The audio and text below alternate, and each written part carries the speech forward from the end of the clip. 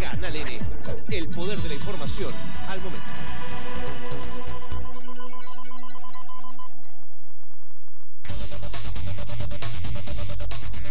Bien, vamos a hablar ahora de otros temas porque se encuentra con nosotros Sandra Cubas, directora de CL Selection. Vamos a hablar acerca de cómo se puede negociar el sueldo en una entrevista laboral. ¿Cómo estás? Gracias por estar con nosotros en Primero a las 12.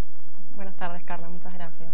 Normalmente uno siempre se preocupa por la parte de presentación, ¿no? En una entrevista laboral, pero cuando llegan al tema del sueldo, como que uno un poquito se queda corto, ¿no? Así es. ¿Cuáles son los tips, digamos, para poder negociar bien el sueldo? Bueno, es importante siempre tener claro que el tema del sueldo siempre debe negociarse en la fase final, ¿no? La idea es que la empresa o el cliente no sienta, digamos, que tú estás muy interesado en la parte monetaria y no más bien en el tema del reto, ¿no? La idea es que el cliente sienta que te interesa la posición, te interesa el reto, te interesa la parte de crecimiento, ¿no?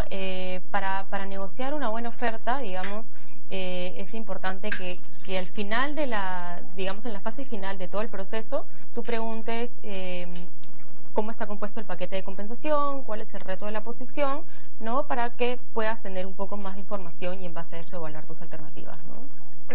Pero, ¿esto es bien tomado por el empleador?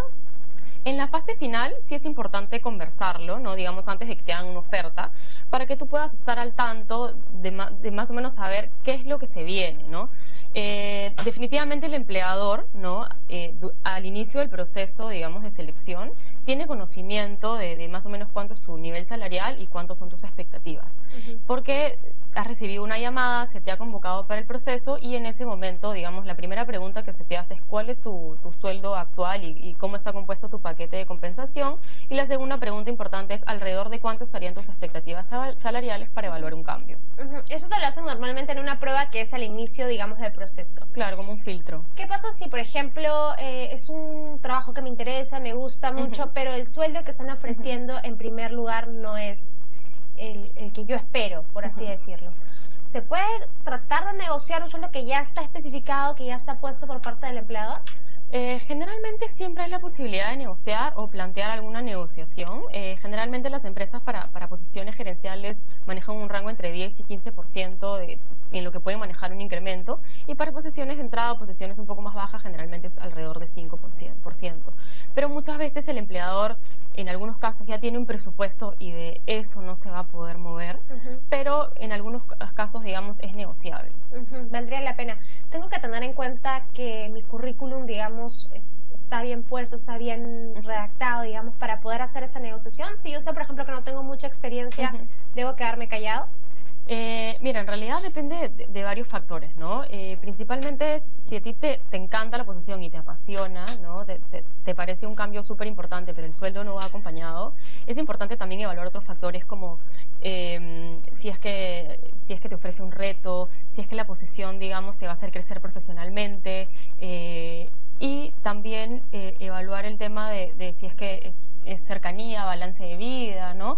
Y de acuerdo a eso ya podrías, digamos, ver si es que alguno de esos factores puede sopesar a otro. No sé si nos podrías dar también algunos tips, digamos, en cuanto a la entrevista laboral, porque muchas personas se centran más en eso, ¿no? Sí, claro que sí.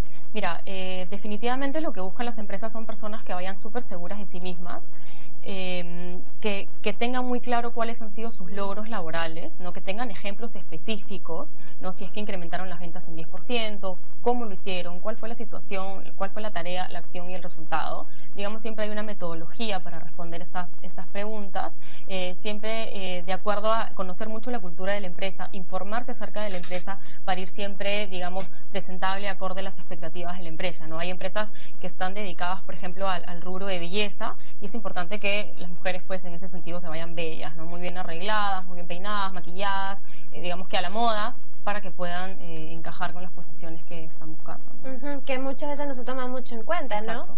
uno piensa, no, pero mi currículum me avala, pero también uno tiene que estar presentable. Es un conjunto de factores, ¿no? ¿Están contratando mucho las empresas actualmente o ha habido una baja de desempleo? En realidad yo creo que el mercado sigue bastante activo, ¿no? Yo creo que el tema de recolocación depende mucho de la persona, ¿no? Definitivamente siempre va a haber un número de vacantes y probablemente más candidatos actualmente en el mercado, pero si uno, digamos, es bueno, tiene un muy buen currículum, ha hecho una buena experiencia, hace una muy buena una entrevista, tiene una muy buena presentación y muy buenas referencias laborales, lo más probable es que, digamos, agarre esa posición. Cuando un chico sale de una universidad y no tiene mucha experiencia, ¿qué es lo que toman en cuenta las empresas para contratarlo? Toman en cuenta que hayan estado, digamos, en los primeros puestos de su carrera, ¿no? Y que a la par que hayan estado, digamos, estudiando, que también hayan practicado o que hayan formado parte de alguna organización, ¿no? De repente de alguna ONG o de alguna organización sin fines de lucro, o que hayan hecho, digamos, algo más aparte de sus actividades universitarias. ¿Hay posibilidades de negociar cuando ya estamos dentro del trabajo? ¿Al cuánto tiempo, digamos, es bueno negociar el sueldo?